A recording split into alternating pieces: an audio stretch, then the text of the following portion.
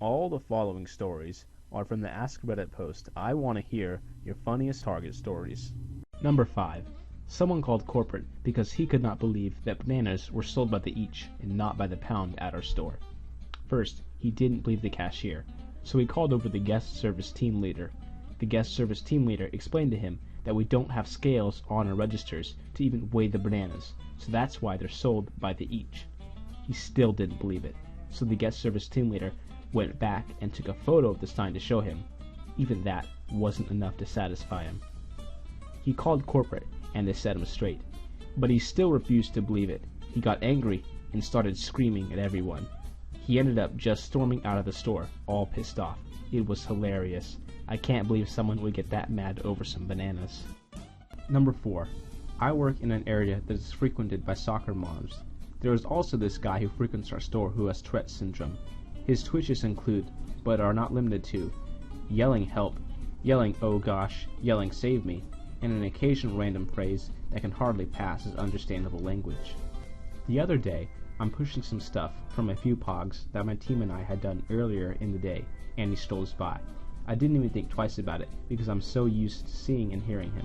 A few minutes later, a soccer mom is down the aisle with me, looking at something and chatting on her phone. Mr. Tourette's is one aisle away from us, and he goes into a twitch. Oh gosh, save me, save me. Soccer mom freaks out. She drops her phone and screams that there's a terrorist attack while running for the front. As she's coming out of the aisle, she snags her dress on one of the end-cap shelves, and it shreds like paper to a sharp knife. I try to catch her to tell her everything's alright, but she's running for the hills. She makes it to the cartwheel and trips. She's out cold, and wasn't wearing a bra. She's exposed and not responding to us, so we call 911. About the same time, an ambulance pulls up, and she comes too. She sits up and looks at our store team leader and says, I shouldn't have taken so much Vicodin. During that time it wasn't very funny, because she was making other guests freak out and causing a scene. But afterwards, the only thing we could do was laugh about it. Soccer moms basically provide our store with all our entertainment. Number 3. A short soccer mom story. A lady comes in while I'm at guest service helping with a guest, first crying hysterically. By the time we get her to calm down, she explains that there's a snake out in the parking lot. I call the store facility technician and ask him to come to guest service. We ask her to take us outside to show us where the snake is. She leads me and the store facility technician into the middle of the parking lot and points to what looks like something that could be a snake. We get closer and closer, and soccer mom's holding her chest. Please be careful. The store facility technician gets right on top of the snake and goes, is this the snake? Soccer mom, yes, please don't kill it. The store facility technician says, don't worry ma'am, it's already dead, as he's laughing. It's a stick. Soccer mom was so embarrassed she got in her car and left right there. Number 2.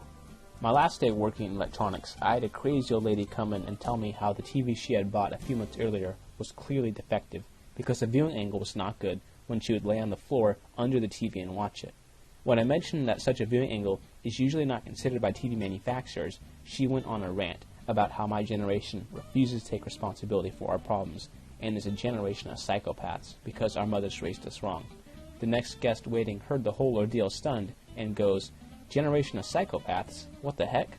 He then tells me how awesome I am to be able to hold my cool through that. The guest, one of our asset protection guys, and myself then spent the next 5 minutes trying to see how bad the viewing angle was when you were underneath the TV.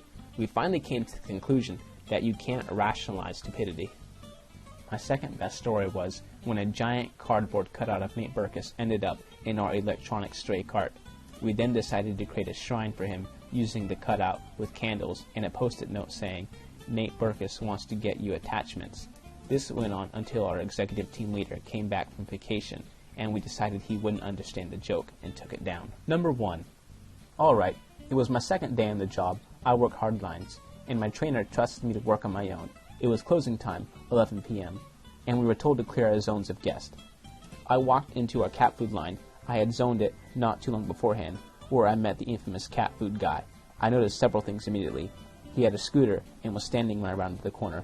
To be honest, I didn't really care. It was late, and I was tired. The gallon-sized bag of coupons, the kitty litter tray. I asked the man if he needs help with anything, and we talk about his cats shortly before he asks me to find some frozen fish. I grab a packet of tuna and bring it back to him. I see him put his hand behind all the rows of our wet cat food cans and push them all into the litter tray. as he tells me to find another kind of fish. I bring over a packet of the other kinds we offer, and he wants none of them, so I have to put them back. It took the man 20 minutes to pay for all of it from his bag of coupons. Also, he was infamous for drinking half a jug of juice and returning it because it was bad. Hey guys, if you like this video, make sure to subscribe.